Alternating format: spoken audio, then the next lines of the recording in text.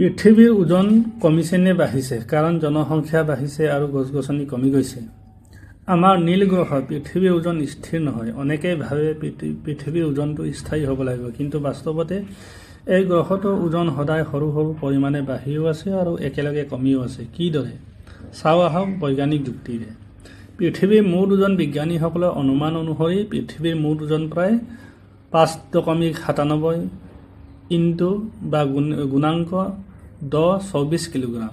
ই এক অসীম সংখ্যা, কিন্তু এই স্থায়ী ভাৰ প্ৰতিদিনে অতি সূক্ষ্মভাৱে পৰিৱৰ্তিত হৈ থাকে। পৃথিৱীৰ ওজন কমিছে বুলি ধাৰণা কৰিব নোৱাৰি। জনসংখ্যা বৃদ্ধি বা গছ-গছনি হ্ৰাসৰ লগত পৃথিৱীৰ ওজন বঢ়াটো তাৰ কথা নাহে। কাৰণ জীৱদেহসমূহ যিবোৰ ৰাসায়নিক পদাৰ্থৰে গঠিত, সেইবোৰ পৃথিৱী আৰু বায়ুমণ্ডলতে সদায় ৰৈ যায়। মানুহ এজনৰ ওজন ক'ৰ পৰা বাঢ়ে? পৃথিৱীৰ পৰা আহৰণ কৰা নানা পদাৰ্থৰ বাবেই নহয়নে? এই পদাৰ্থসমূহৰ মাত্ৰ ৰূপ সলনি হৈ গৈ আছে, মুঠ ভৰ সলনি হোৱা নাই। বাঢ়ি থকাৰ কাৰণ? প্ৰতিদিনে মহাকাশৰ পৰা লক্ষ লক্ষ ক্ষুদ্ৰ ধূলিকণা আৰু উল্কা পৃথিৱীৰ বায়ুমণ্ডলত প্ৰৱেশ কৰে। বিজ্ঞানীয় পৰিসংখ্যা মতে দিনে প্ৰায় 40,000 টন মহাকাশ ধূলি পৃথিৱীৰ ওপৰত পৰে। এই কণাবোৰে পৃথিৱীৰ ওজন অলপ অলপকৈ বৃদ্ধি কৰে। অৰ্থাৎ মহাকাশৰ পৰা অহা বস্তুবোৰে যেন নিত্য নতুন কণাৰ গহনাৰে আমাৰ গ্ৰহক সজাই দিয়ে। কমি থকাৰ কাৰণ? অন্যহাতে পৃথিৱীৰ ওপৰৰ বায়ুমণ্ডলৰ কিছুমান পাতল গেছ, বিশেষকৈ হাইড্ৰজেন আৰু হিলিয়াম সূৰ্যৰ উত্তাপত তীব্ৰ গতিৰে মহাকাশলৈ ওলাই যায়। এই প্ৰক্ৰিয়াক এটমস্ফেৰিক এস্কেপ বোলা হয়। প্ৰতিদিনে প্ৰায় 3 কিলোগ্ৰাম হাইড্ৰজেন আৰু 50 গ্ৰাম হিলিয়াম এইদৰে মহাকাশলৈ ওলাই যায়।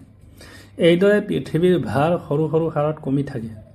মানৱ সৃষ্ট পৰিৱৰ্তন। মানৱ ক্ৰিয়াকলাপেও এক গুৰুত্বপূৰ্ণ ভূমিকা লৈছে। পাৰমাণৱিক বিক্ৰিয়া আৰু ৰেডিঅ' এক্টিভত ক্ষয়ত অণু গঠন পৰিৱৰ্তিত হয়। ৰকেট উৎক্ষেপণত কিছুমান বস্তু মহাকাশলৈ ওলাই যায় আৰু ঘূৰি নাহে। এইবোৰৰ ফলতো সামান্য ওজন ক্ষয় ঘটে। মুঠ ফলাফল বাঢ়িছে নে কমিছে?